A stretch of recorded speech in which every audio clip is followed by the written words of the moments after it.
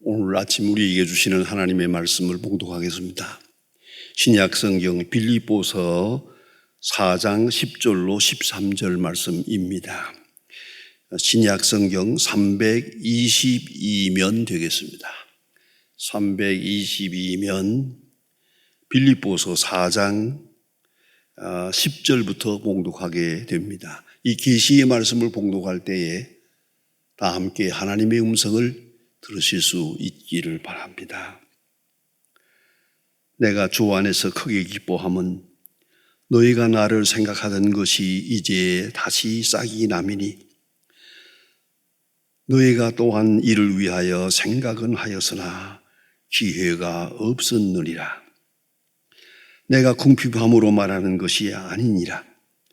어떠한 형편이든지 나는 자족하기를 배웠노니 나는 비천에 처할 줄도 알고 부에 처할 줄도 알아. 모든 일 곧 배부름과 배고픔과 풍부와 궁핍에도 처할 줄도 아는 일체의 비결을 배웠노라. 내게 능력 주시는 자 안에서 내가 모든 것을 할 수 있느니라. 아멘. 1960년입니다. 제가 나이 30세 때에 미국 잡지인 타임지를 읽다가 아주 크게 충격을 받은 일이 있었습니다. 잡지에 소개된 논문을 읽었습니다. Death and Dying 이라고 하는 책입니다. 책을 소개하고 있던데 그래서 급하게 책을 주문했습니다. 그때 우리가 마음대로 책을 주문할 수 없을 때입니다. 그래서 선교사에게 부탁을 해서 선교사로 하여금 책을 주문해서 가져오게 하고 그리고 제가 그 책을 받았습니다. 어렵게 과정을 통해서 급하게 이 책을 주문했습니다. 그 Death and Dying 이라고 하는 그 책인데 타임지가 선정한 20세기 10대 사상가 중에 하나인 엘리자베스 큐블러 로스가 쓴 책입니다. 아주 고맙게도 저는 이 할머니를 제가 훌러에서 공부할 때 그러니까 75년에 그분을 만날 수 있었습니다.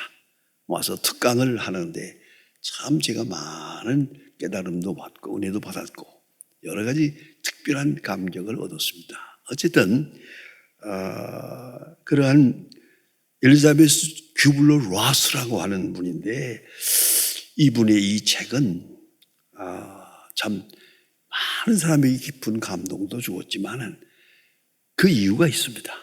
그것은 이분의 주제가 죽음의 심리학입니다.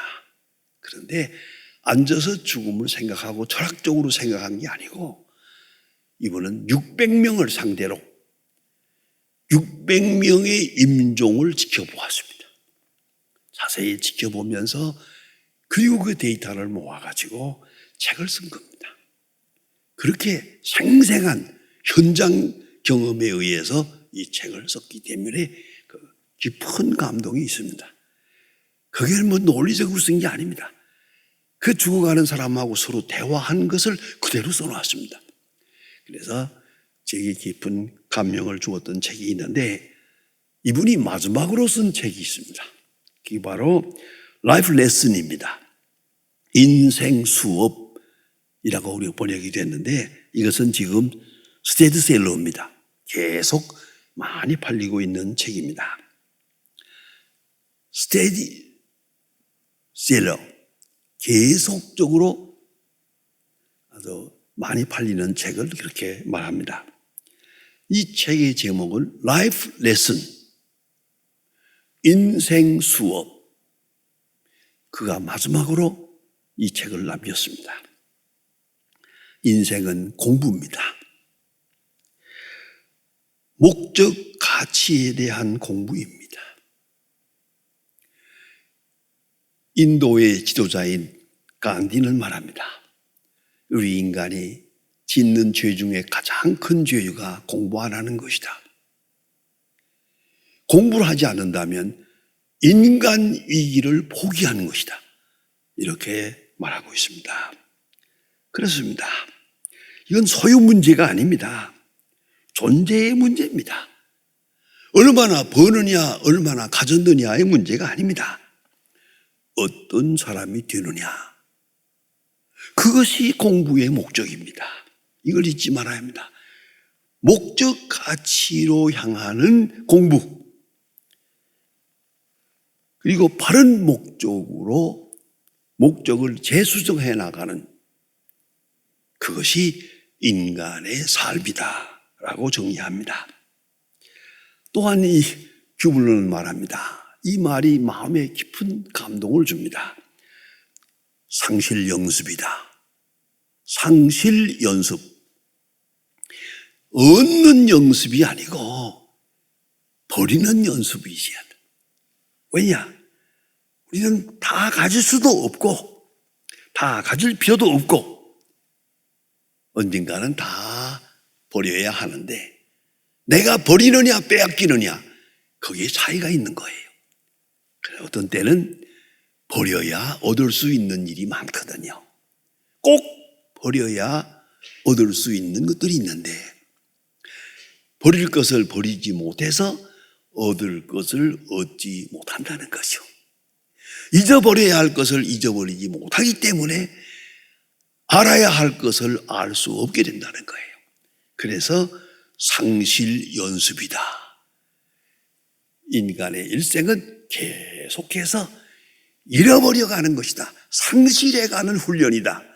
이렇게 규블러는 말하고 있습니다. 또한 세 번째는 가장 귀중한 것입니다. 관계를 소중히 여기는 것이다.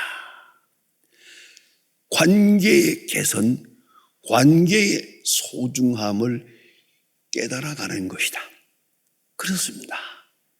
우리가 보통 때는 별로 중요하지 않습니다. 그러나 내가 병들고 어려울 때는 관계가 소중합니다. 단 한 번의 전화가 소중하고 한 번의 만남이 소중합니다. 이 만남의 관계, 그 소중한 것을 우리가 모르고 살고 있어요? 아니, 귀찮게 살고 있어요. 그러나 세월을 살아가면서 인간 연습, 인간 학습을 해가면서 관계의 소중함을 깨달아가는 것이다. 그리고 관계를 찾아가는 것이다. 그렇습니다. 사도 바울은 본문에서 말합니다. 나는 배웠다. 나는 배웠다라고 말합니다. 이 배움이라는 것은 세 단계로 이루어집니다. Knowledge, Acceptance, Practice. 아주 간단한 이치입니다. 우리 계속적으로 우리는 생각을 통해서 배웁니다. 머리를 통해서 배웁니다. 그래서 미래로 향하는 학습이 이루어지고 있습니다. 어렸을 때는 현재만 생각합니다. 어린아이들은 현재 외에는 아무것도 생각이 없습니다. 좀 나이 들이면 과거를 생각합니다. 과거에 잘못된 걸 해서 생각하며 괴로워하고 후회하고 뉘우치고 해안에 빠집니다.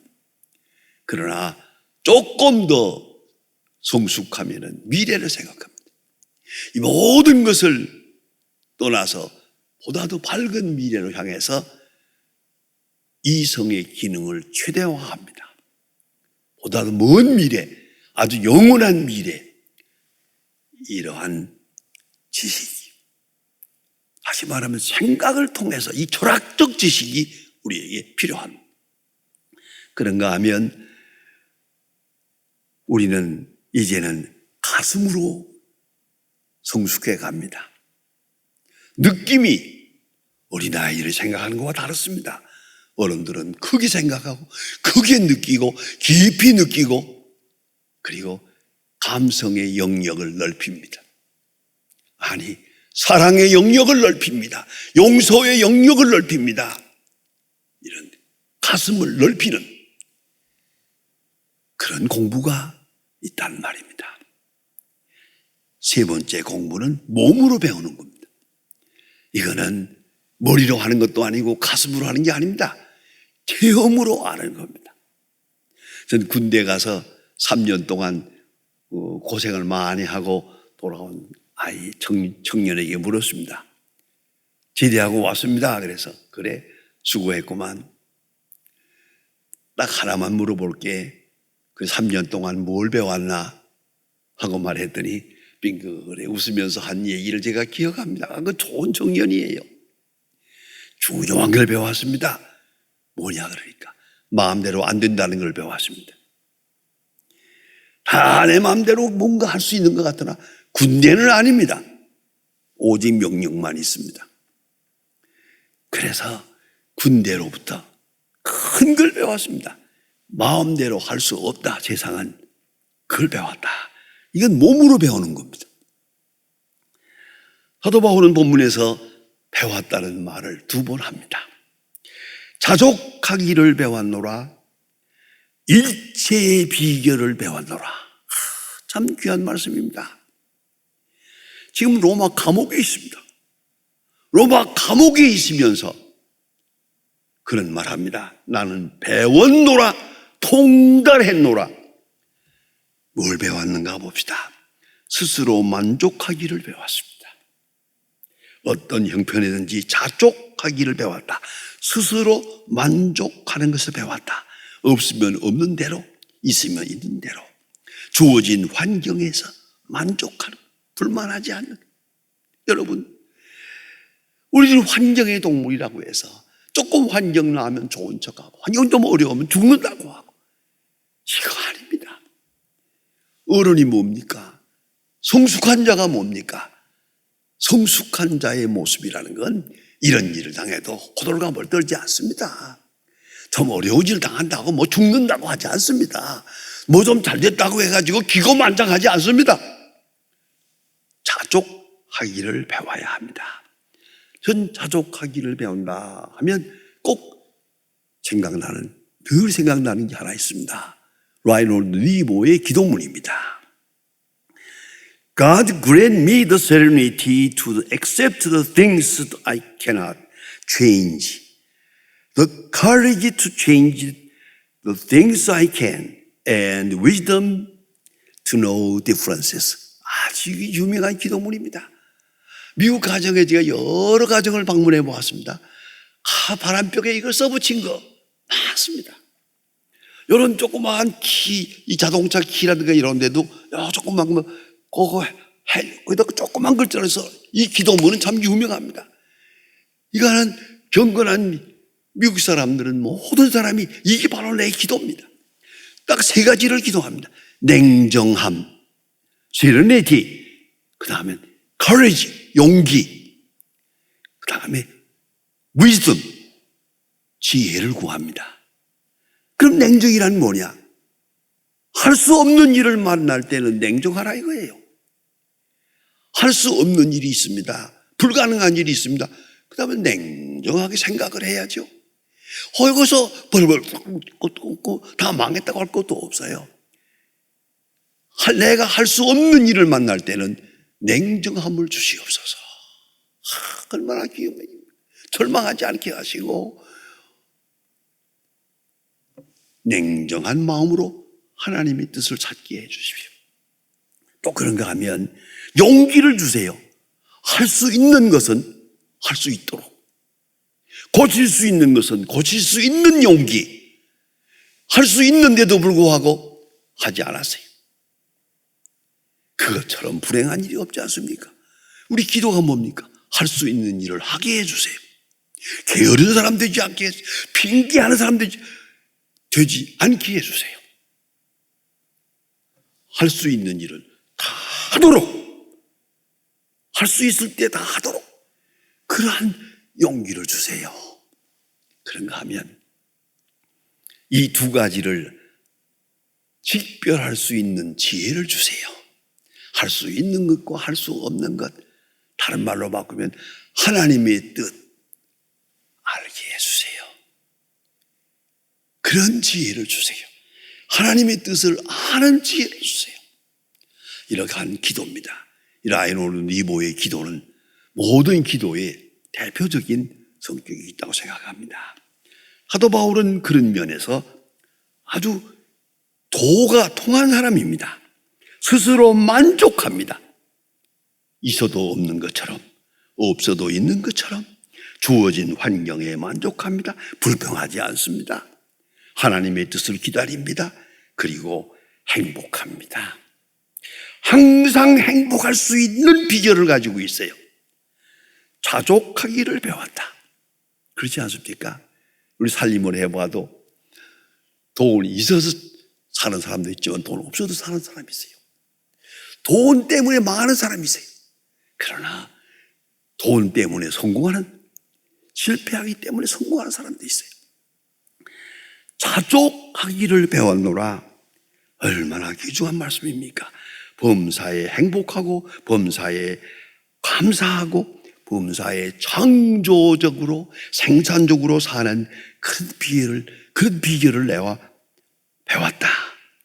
일체에 만족하는 것. 여러분 어디까지 왔습니까? 자족하기를 배웠노라. 스스로 만족하기를 배웠노라.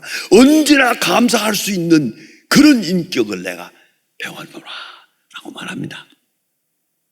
사도 바울은 두 번째 또 하나 간증하는 것이 있습니다. 일체의 비결을 배웠노라. 이게 뭡니까? 뜻이 있는 하나님의 뜻을 생각하며 하나님의 뜻 앞에 내 뜻을 굽히면서 그는 새로운 비결을 배웠습니다. 새로운 목적을 재확인했습니다. 새로운 성공을 확인했습니다.